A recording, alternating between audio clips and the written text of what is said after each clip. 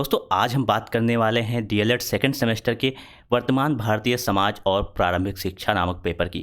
तो इसमें हम बात करेंगे आपसे शिक्षा के बारे में, जैसे शिक्षा की संकल्पना क्या है, इसके संकुचित अर्थ क्या होता है और व्यापक अर्थ क्या होता है, उद्देश्य, महत्व आदि बहुत महत्वपूर्ण चीज़ों के बारे में आज हम जानकारी प्राप्त करेंगे। वेलकम टू वाह गुरुजी दोस्तों। तो आइए चलते हैं अपने टॉपिक की ओर और जानते हैं शिक्षा का अर्थ। तो शिक्षा का अर्थ क्या होता है? अगर हम प्राचीन काल की बात करें, प्राचीन काल में शिक्षा को कहा जाता था विद्या। शिक्षा को कहा जाता था विद्या, जिसका अर्थ होता था जानना या ज्ञान। जानना या ज्ञान, ये होता था हमारा प्राचीन काल में। अब बात करते हैं, जो शिक्षा है इसका इंग्लिश जो ट्रांसलेशन है वो होता है एजुकेशन। ये हम सभी जानते हैं, लेकिन इसका जो उद्भव है ये हुआ है लैटिन भाषा के एजुकेटम से, और साथ ही इसके रूट वर्ड में दो वर्ड और आते हैं। एक आपका एजुकेटम हो गया, दूसरा आता है एजुसेयर और तीसरा हो गया एजुकेयर। ये वर्ड इसके रूट हैं लैटिन भाषा के। ये आप याद रखिएगा कि ये लैटिन भाषा के हैं। एजुकेटम का मतलब होता है शिक्षित करना। शिक्षित करना। ऐसे ही हम बात करें एजुसेयर की, तो इसका अर्थ होता है to lead out. To lead out क्या मतलब हुआ इसका? कि हम विकसित कर रहे हैं किसी चीज, विकसित करना, ये हुआ एडुसेयर का मतलब। एडुकेयर की बात करें तो इसका अर्थ होता है ब्रिंगिंग अप। ब्रिंगिंग अप अर्थात किसी चीज को आगे बढ़ाना। तो ये सब इसके अर्थ होते हैं।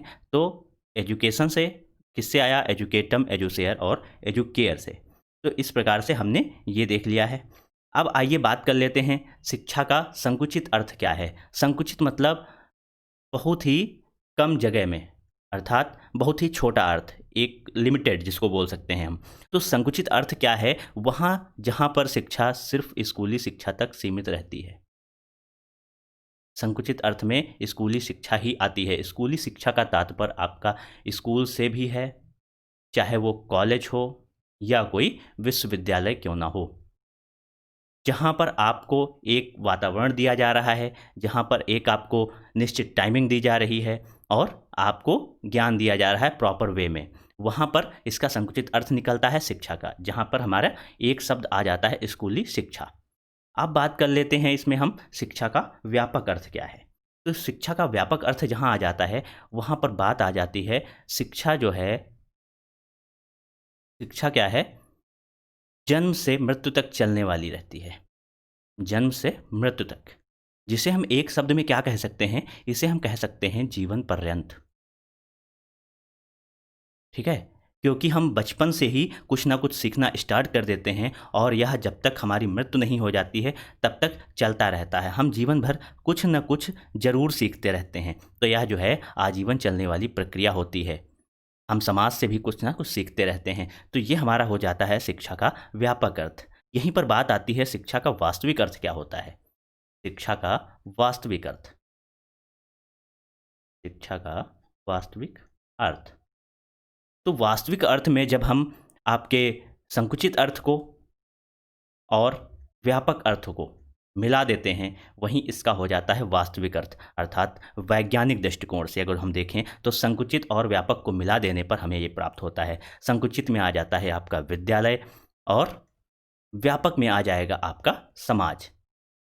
इस हिसाब से जब विद्यालय और समाज मिल जाता है तो वहीं हमारा शिक्षा का वास्तविक अर्थ हो जाता है। अब बात करते हैं शिक्षा से संबंधित कुछ महत्वपूर्ण बिंदुओं की।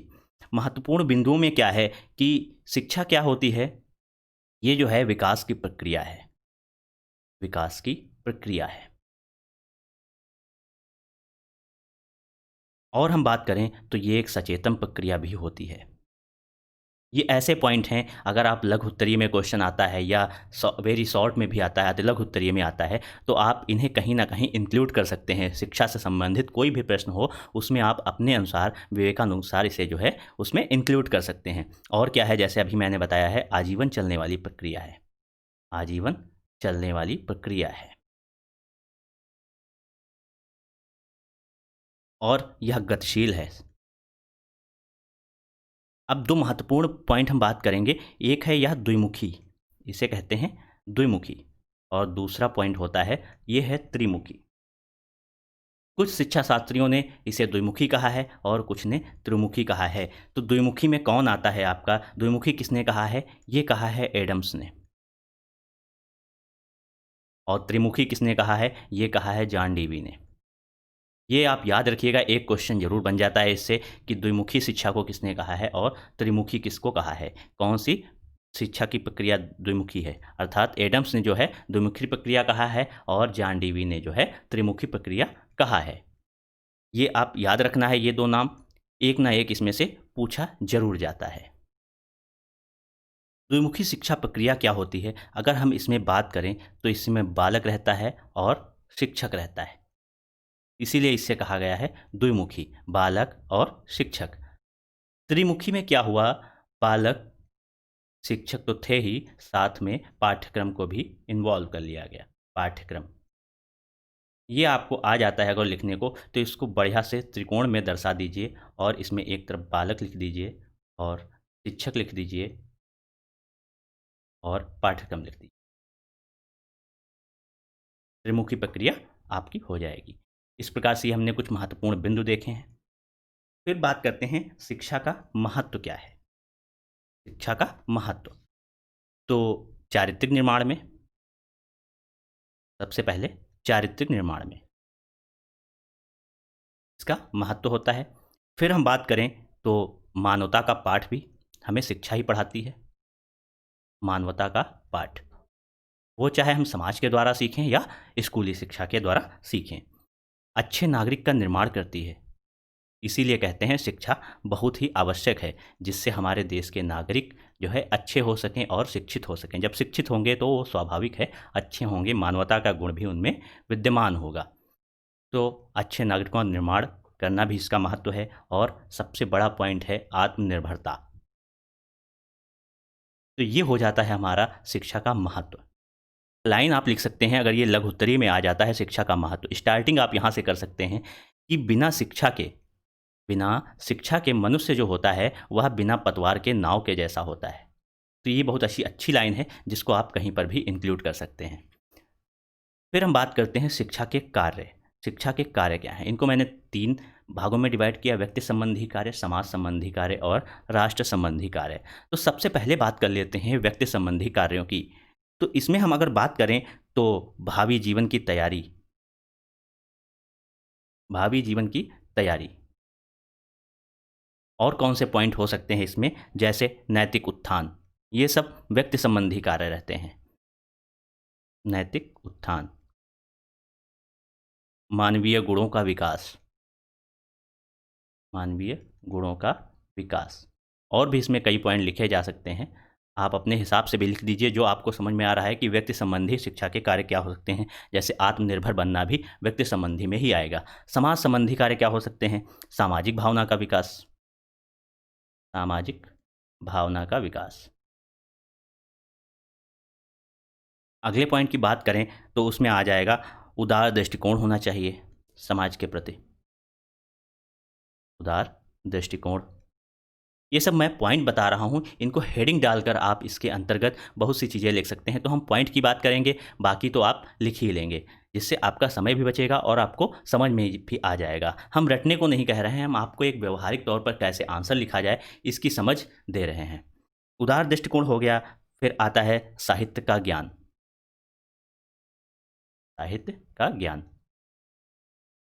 ये आप प्राचीन भी दे सकते हैं। फिर राष्ट्र संबंधी कार्य क्या हो जाते हैं? एक कुशल नागरिक बनना,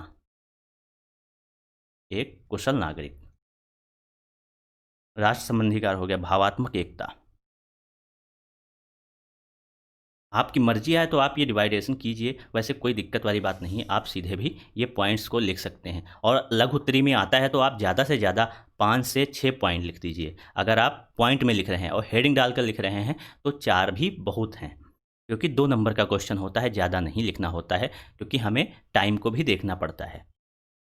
तो ये आपके हो जाते हैं। और इसमें क्या लिख सकते हैं राष्ट्र संबंधी में? राष्ट्रीय एकता इसी में आ जाएगी, राष्ट्रीय एकता।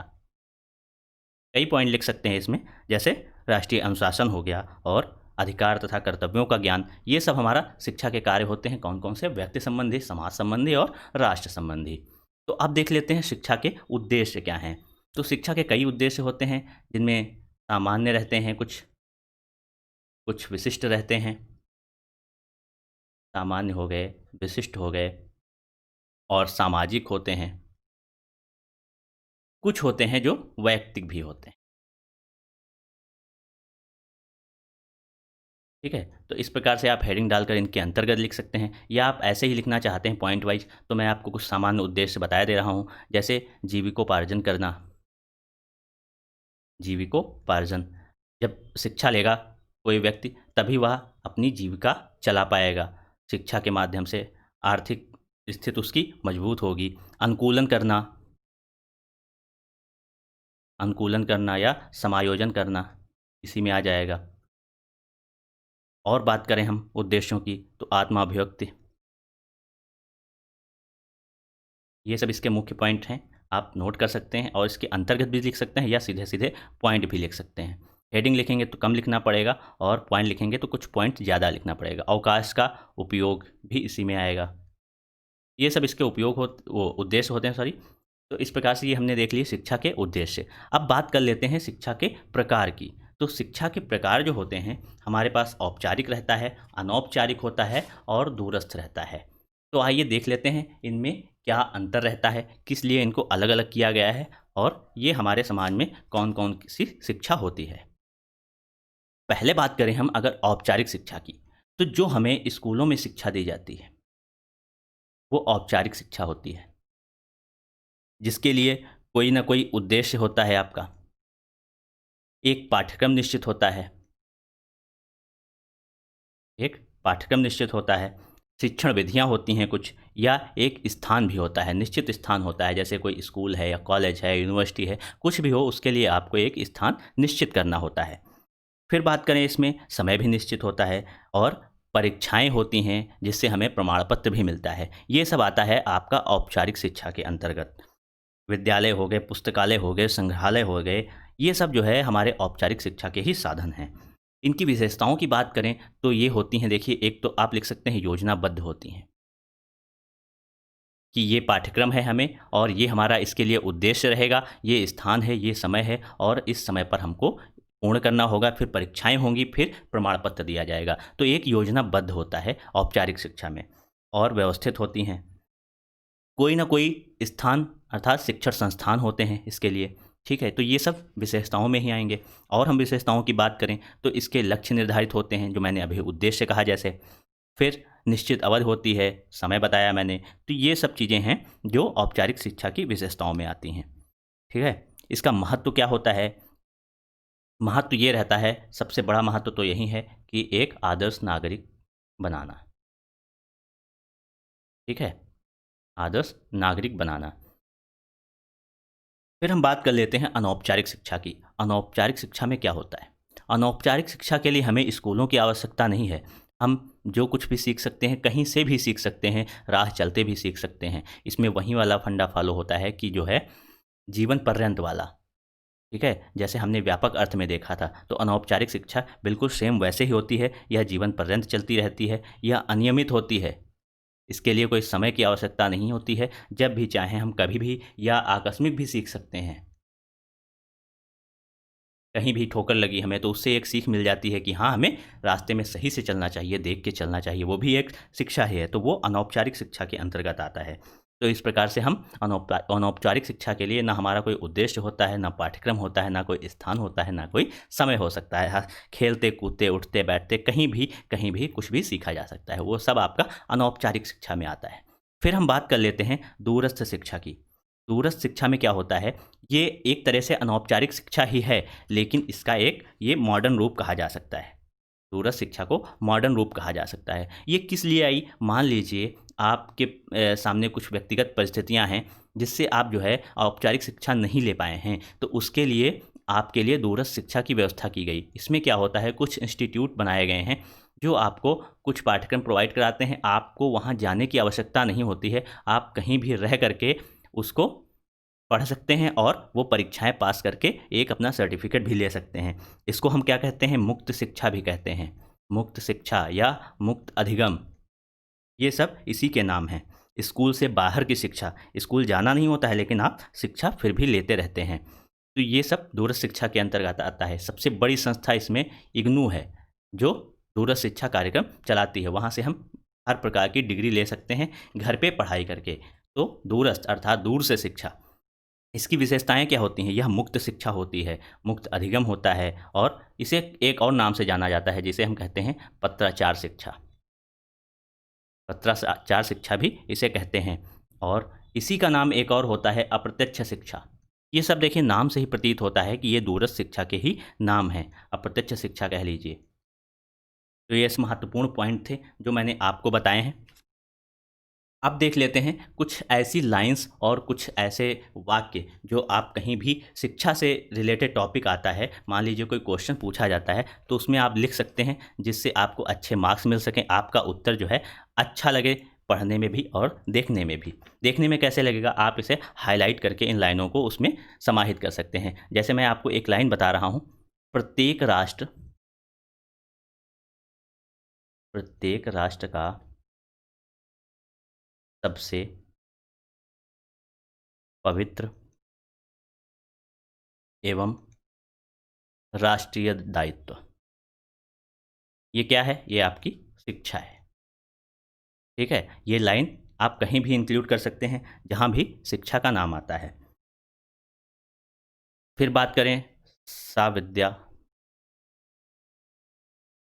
या विमुक्तये।